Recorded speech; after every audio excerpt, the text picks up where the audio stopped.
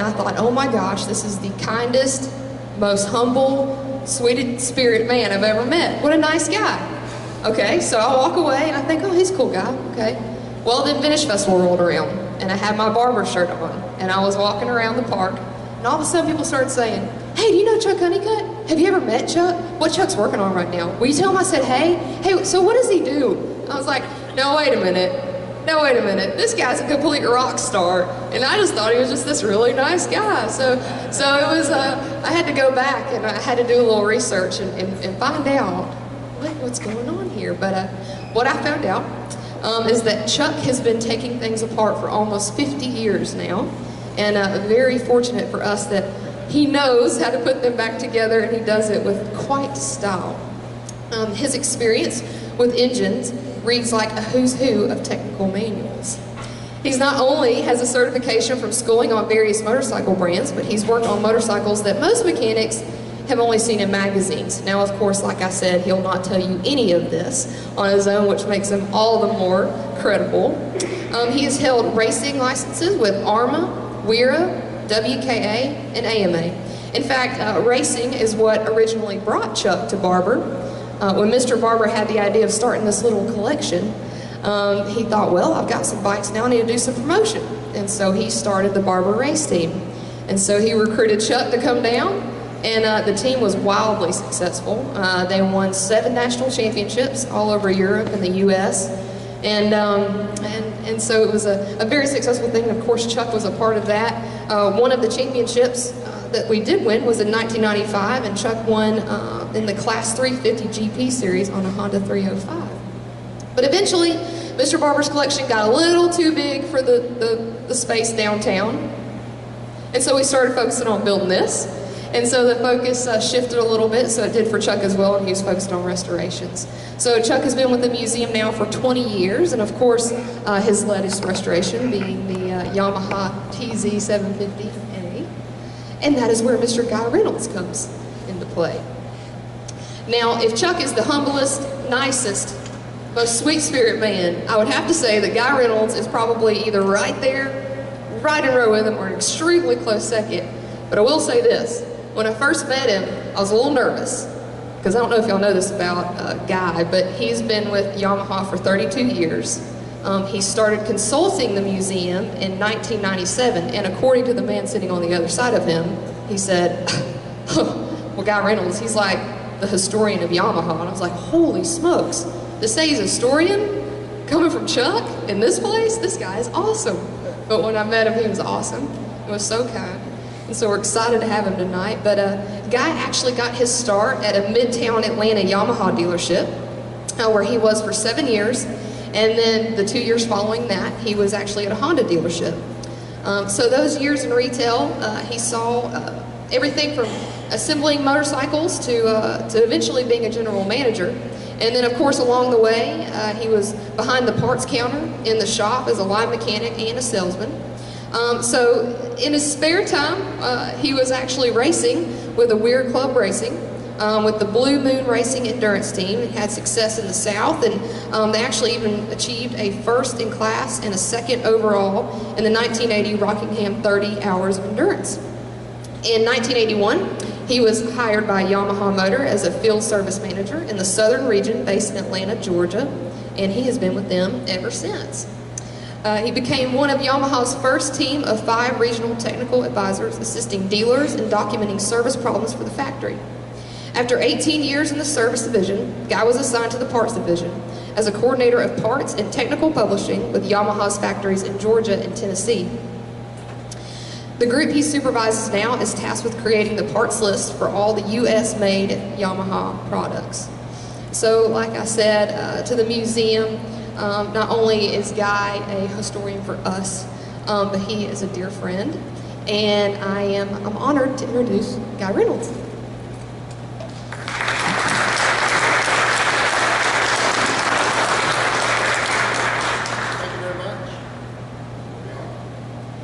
Okay, thank you very much. I'm glad you could all come tonight, and I'm going to start the presentation with a question. How many of you can remember where you were and what you were doing 39 years ago the first week of December? That's good. I know I can because I was sitting in Yamaha's 80-hour mechanic school. It was for a school for novice mechanics. Basically, they put you in there for 2 weeks and taught you how to do everything from bore a cylinder to a true crank. And while I was there, this magazine came in the mail. And that's it up on the screen. That's Kel Carruthers, of course, standing behind the original TZ750A on the January '74 cover of Cycle magazine.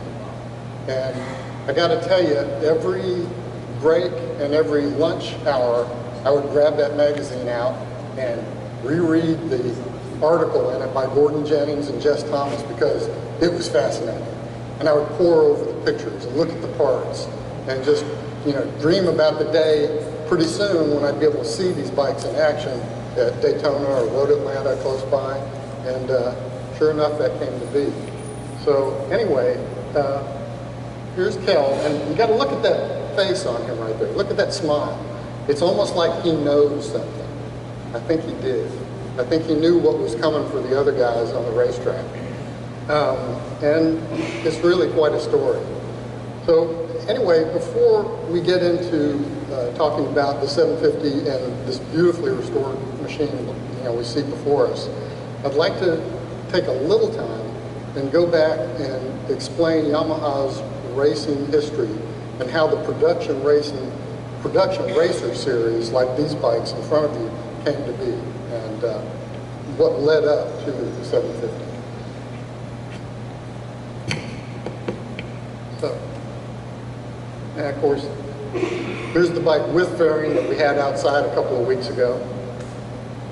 And I got to apologize because this worked perfectly before, but this was supposed to be full size. That, of course, is the 1955 Yamaha Y81, the first bike that came off of the Yamaha assembly lines about February 1955. The company had actually been started the year before in '54, and it was kind of an odd time in Japan to start a new motorcycle company. It was right after the Korean War truce, and frankly, they were having an economic recession that was really hitting the motorcycle industry hard. So a lot of some 250 motorcycle manufacturers in Japan at the time were going under really fast. And so it really didn't make a lot of sense to start a new motorcycle company. But Yamaha decided to do it, and they decided after they started production that racing might be a good way to get their product out in front of the people and show them how good they could be. And fortunately, the Japanese government at the time was actually sponsoring racing. They were supporting racing because they thought it was a good way to promote their manufacturers. And so in July of 1955, Yamaha entered the third Mount Fuji hill climb race. And in that race, they fielded seven YA1s that were lightly modified. When I say lightly modified, I really mean it. The bike stock had 5.6 horsepower. By the time it got to Mount Fuji, they had upped it all the way to 7 horsepower. And that was just enough to allow them to finish first and take 6 out of the first 10 places. So they came away from that race kind of stunning the competition out of nowhere. They went back in November of that year to the Osama Mountain Highlands race, which was also very popular. And there they were limited to 5 machines. In that race, they took the first 4 places and really stunned the rest of the manufacturers. And that really got this bike off the mark and started selling well. So you can kind of look at those 2 races as Yamaha's start, and it's not really wrong to say that Yamaha has racing at its heart. It was kind of a company that was built with racing to begin with. It's not really an ad slogan or anything like that. It's really true. And it's still that way today. So, again, I'm sorry, this is supposed to be big. This is the start line of the Mount Fuji race. All right, 2 years later, Yamaha comes back to the Osama Highlands race with a purpose-built 125 and 250 bike. This time the 125 is making 14 horsepower. This bike made 25 to 26 horsepower. They swept the field again in both classes. Really shocked the world. This bike, particular bike here, is the YDA 250. And you're going to see that again in a second. I'm sorry, these are supposed to be huge. Can I make them bigger? It worked perfectly this afternoon, doesn't it always?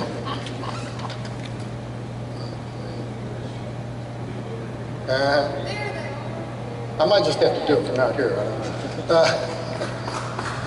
All right, the fellow you see here is Fumio Ito.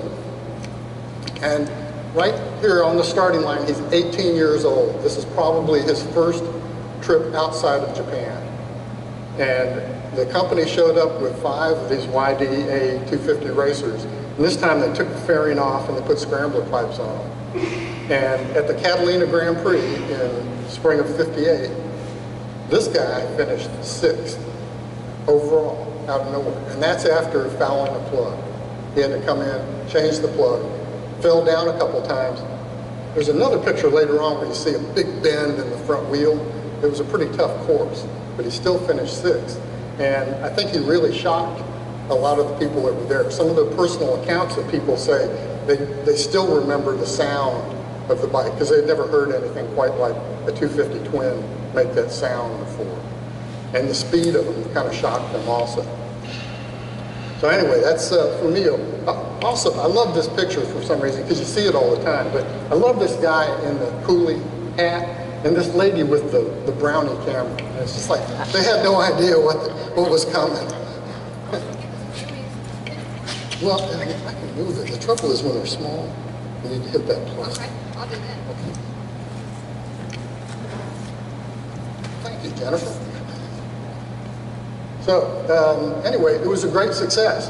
And Yamaha did something kind of strange. They weren't even selling bikes in the United States at the time, but they left the 5 bikes behind. Why? You know, why did they do that? They left them behind so that American riders, others from the, look at the bend there.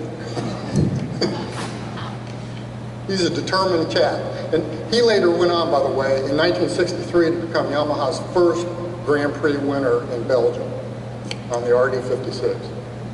He's one of my heroes, so I gotta talk about, sorry. All right, so of the 5 bikes left behind, this is one of them. Any idea who that is? It's Calvin Rayburn. Cal Rayburn on one of the left behind YDAs at the 1959 El Cajon half-mile TT. He won it. That guy on the matchless is getting a face full. All right, any idea who that is? Could make that smaller? No, it's over on, it's okay. This is Roxy Rockwood. Roxy, who later became a great famous announcer, was also a racer back in the 50s. And he actually finished 3rd at Riverside in September of '58. This picture is from a larger, it's from a Japanese home market ad that they ran because they were so proud that their bikes were winning in the American market. There he is again at the Dodge City 250 GP. He won that also after falling down a couple times. Pretty happy man. All right, so Yamaha goes out of Japan first, and the following year, Honda follows and goes to the Isle of Man TT. They took their little 125s, and they didn't do all that well, but they learned a lot. And they would come back in later years with stunning results. And because of that, of course, because of the rivalry that started on the Osama Highlands and continued overseas, they became our, lifelong rival. That's actually Sachiro Honda right there. All right, so back in Japan, though, the big thing was clubman racing. And Yamaha in '59 came out with the YDS-1, which there's a nice example downstairs that's going to get restored one of these days. But they also came out with race kits. So these are like the first get kits, power-up kits for these bikes. And you can take a YDS-1 and build it here, either like this as a road racer. Oh, I'm sorry, that's supposed to be small. That's the bike upstairs. That's a YDS-1R upstairs in the collection with the up pipes on it. You could build it like this, or you could build it as a scrambler. So they were into road racing and off-road racing all the way from 1959. And here's a clubman racer in Japan. You know, you can tell he's pretty happy with his mount. But, you know, Yamaha thought they could do the clubman racer thing a little bit better. This is the 1961 RD48 Grand Prix racer. They took it to Europe in '61. Didn't do all that well. Finished some races. I think they had some, you know, top 10 finishes, but all in all, it was not the greatest racer. It was actually fairly advanced for its time. It was a rotary valve twin with auto lube. I think it's the first instance of auto lube ever on a Yamaha. Anyway, the bike was not really what you call a success, but again, they learned a lot. So, the next year, they took the frame off of that bike and the engine from the YDS-1R kit bikes and created the TD1, like the bike down here. This is a straight-out TD1, the first year model, '62. Not known for great reliability. They had anodized cylinders, cylinder walls instead of plated, and they tended to seize a lot if you weren't just really careful on break-in and setup. But here they were, 1962, selling a production road racer over the counter in the United States as well as Japan. And quickly, I'll kind of run through these quickly though. It was followed by the TD1B. That's an early model there, nicely restored. This is the TD1B late style, like the one you see down here. And in '67, they upped the game and came out with an all-new engine that fixed a lot of the problems of the early TD1s, put the clutch back on the transmission where it belonged, and suddenly you had a very reliable engine.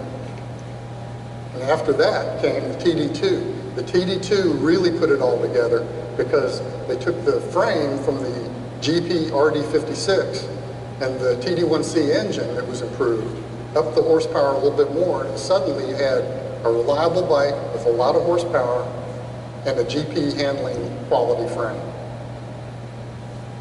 And that was soon followed by the TR2. They were starting to go into a bigger engine, a 350 in this case. There's another picture with the fairing on. And in '72 comes the TD3.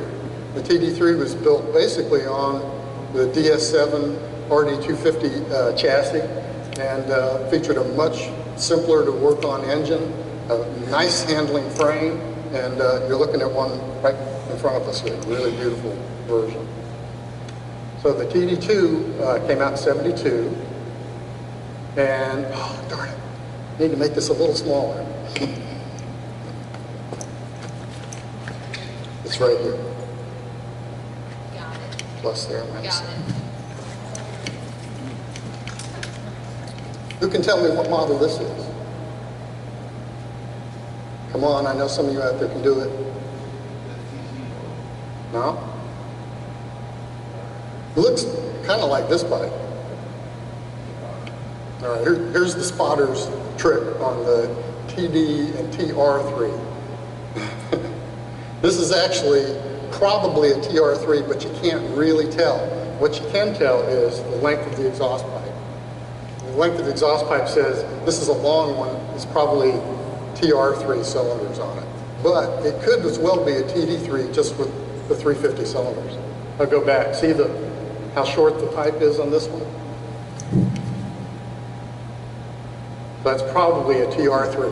TR3 is famous in my book because in '72, Don Emdy outlasted all the big bikes that failed and won Daytona 200, which was a pretty amazing thing for an air-cooled 350 to do. But he did it in style, and the bike held up perfectly where the other bikes didn't. Don Emdy, he's been here, hasn't he? So next year, 73, TZ350 and 250. All right, and this really took the production racers to another level, because now you had a good handling bike with a liquid-cooled engine that stayed constant all through the race, and it really upped the reliability and the speed. All right, there's another bike in the collection, and this one's famous because it was ridden to win the Daytona 200 in '73 by Jarno Saarinen. And the bike upstairs, which I got to tell you is, I've got my favorites in the museum, and that's probably one of the top 5. Probably the favorite race bike of all, because the bike as you see it there, as you go look at it upstairs, is the way Jarno stepped off of it after he left the winner's circle at Daytona. So that's quite a piece of history right there. Now the 350 won 2 years in a row, but after that, Yamaha wasn't sure they were going to be able to keep up, because they had some guys like these, the TR750 Suzuki and the H2R Kawasaki, that were getting a little better all the time. And eventually they figured they're going to get their stuff together and start winning those races. So they needed something else. They had to think about it. On the street side of it, Yamaha had started getting into 4-strokes in 1970 with the XS1. And the XS1 is a really good bike, but it didn't address part of the market that Yamaha was being hammered by, and that was the high-performance big bore 2-stroke. The H2 and the Suzuki Water Buffalo. Both good bikes, fast, and something that Yamaha didn't have anything to counter. So early in '71, the directors of Yamaha said, we need something to counter these bikes. Come up with a prototype. And in 6 months, they came up with the GL750. And the GL750 is one of those bikes that I think there's a lot of enthusiasts that say, oh, if we only could have had that bike. Even for a couple of years, it would have been a real classic. And it was really something pretty new, even for Yamaha. Most of the bike used a lot of the chassis and hardware from the upcoming TX750 that was in development at the same time. You can see it in the instruments and the forks and the frame assembly and all that. But what was pretty cool about the bike was the engine itself. And the engine was pretty forward-thinking, I'll say. Inline 4-cylinder, liquid-cooled, fuel injection. In 1971, that was pretty advanced for a motorcycle. Fuel injection actually came from our snowmobile division, where they had been working on it at the same time. So there's one other thing that's really critical: reed valves. Reed valves, which were about to show up in the next model year on all the enduro bikes that Yamaha was selling, and a little bit later on the RD series of street bikes. So this bike has got a lot going for it, but the problem was emissions and fuel economy. At the time, they didn't have catalytic converters. The fuel injection was not electronically controlled, so it wasn't very efficient. And frankly, they were worried that people weren't going to accept 20 miles per gallon out of a bike, even if it got 75 or 80 horsepower out of it. It would have been fun. I think a lot of people would have bought it anyway, but for good business reasons, they shelved the project. And it's a shame, but the good thing that came out of it was the engine layout. And what you're looking at there is essentially the engine layout for that bike after 1971. So instead of losing all that development time and engineering that went into this bike, they went ahead and said, well, let's think about doing a racer. And in '72 they did. The YZ648 concept was floated, and it was supposed to be a 750cc four-cylinder racer, similar to what you've seen here. It didn't actually come to fruition, but the following year, in '73, they did come out with two bikes. One was the OW19 750 and the OW20 YZR 500. Let's take a look a little bit though at the construction of that engine, because it's pretty interesting. You have, let's see, I think I've got a pointer. Woohoo! You've got two separate crankshafts that are very much like TZ350 crankshafts or RD250, 350 crankshafts, with small gears on them that drove a center gear for a jack shaft. You've got an alternator shaft over here, and then a 6-speed transmission behind it. So really a fairly simple layout to get 4 cylinders out of 2 separate cranks. Building up a single 4-cylinder crank probably would have been not much fun to do. Who's built some cranks out there? I've done a couple. And trying, even thinking about trying to do a 4-cylinder built up, I don't think I would. So it was a good concept to use 2 cranks. There's a bit better shot of it. Oil pump or water pump? Water pump drive? Yep. Oil this side, water that side. All right, and here's just a kind of a beauty shot, a factory shot of one of the early 750s. I'll come to that later. And this is 409-000-101. You're going to hear that again a few times. Here's a good shot of the cylinders. And the cylinders, of course, were different from the TZ350 because of the reed valves. And the reed valves allowed them to make the bike a little bit milder, a little bit easier to ride, softer hit on the power band, and a little bit better fuel economy. A 750 at race speeds gets pretty bad fuel mileage, but the reeds help extend that a little bit. Shot of the cylinder head, very much like a TZ350. Combustion chambers. There's a good shot of the intakes. Notice the 347 cc's. And here's the original piston, which Chuck and I were talking about them earlier, and I think they were basically just TZ350 pistons that they milled out these holes for the reed induction. Here's a shot of them all together. Oh, need to get smaller. Again, I apologize. All right, this is the YZR 500 OW20, a bike that was built alongside the OW19 750. And this bike, this model, actually was raced in '73 by Saarinen, who won in Belgium on it the very first time out. And I think if he hadn't been killed later at Monza, he probably, likely, would have been 500cc champion in '73.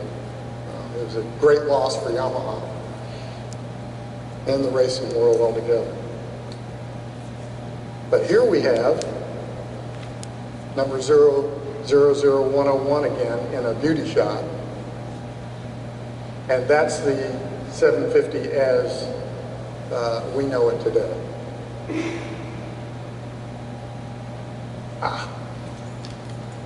Big, big, big. Damn, smaller, smaller, smaller. Perfect. One bit. Perfect. Okay. All right, here's something, and I want to kind of dispel a controversy. There's a lot of folks out here who say, this is a TZ700. It's not. It always has been a TZ750. Here's the spec request sheet. These are sheets that the factory sends out with very detailed specifications on new models. This one's dated September 8th, 1973. That's the week they went into production. The first production unit is 409, there it is again, 000101, and the model is TZ750A.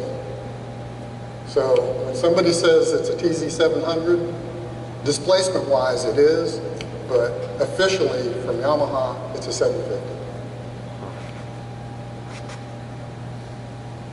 All right. And here's the specification list on the 750. And really, it's pretty tame by today's standards. And you have the same bore and stroke as the TZ750 to yield 694.9 cc's, almost 695. Reed valves, fairly high compression for the time. 4 Mikunis, just like on the TZ350. 90 horsepower at 10,000. I've always had a problem with that number, because I find it hard to believe that a bike making 90 horsepower at the crank would be capable of 175 miles an hour. Just doesn't sound quite right to me. And I think I know why. And I think the reason is Yamaha quotes rear wheel horsepower or net horsepower. And not only is it net horsepower, it's very conservative net horsepower. And I think they did that for a couple of reasons. And that, right from the start, they started quoting those bikes at 35 horsepower. But they'd go 125, 30 miles an hour. So you knew they were making more power than that. I think the reason is they didn't want people to be disappointed if they put their bike on a dyno and it read less than, in this case, 90 horsepower. There's quotes about this bike, brand new bikes like these out of the crate. There's a guy in England, they took one and put it on the dyno first thing.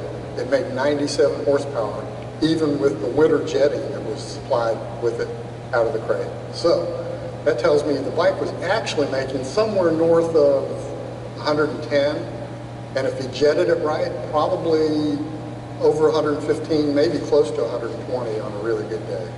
So that's why a 90 horsepower bike can go 175 miles an hour with a fairing on it.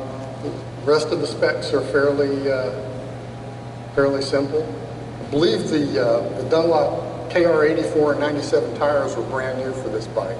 They knew they had Dunlop, make them up some tires because they knew they were going to need them. They may have been using them on the Suzukis and Kawasaki's, but I'm not sure. Of course, the twin shock rear suspension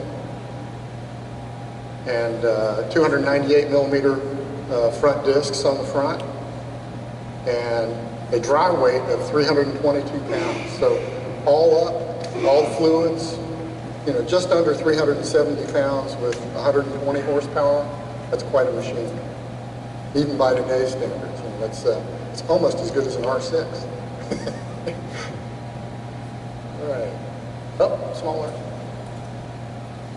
And there's another portrait shot from the factory of one of these bikes. Something that Chuck and I have noticed just recently is that the original bikes that you see like on the cover of Cycle and the first bikes that showed up at the shows don't have the retention strap underneath the exhaust pipes. And that's because they probably didn't know how bad those pipes were at that time. You'll probably notice on the bike right here, you can see how flat-sided the pipes are. And design-wise, aesthetically, it looks pretty good. They're tucked up and they're flat to where you can lean the bike over pretty good.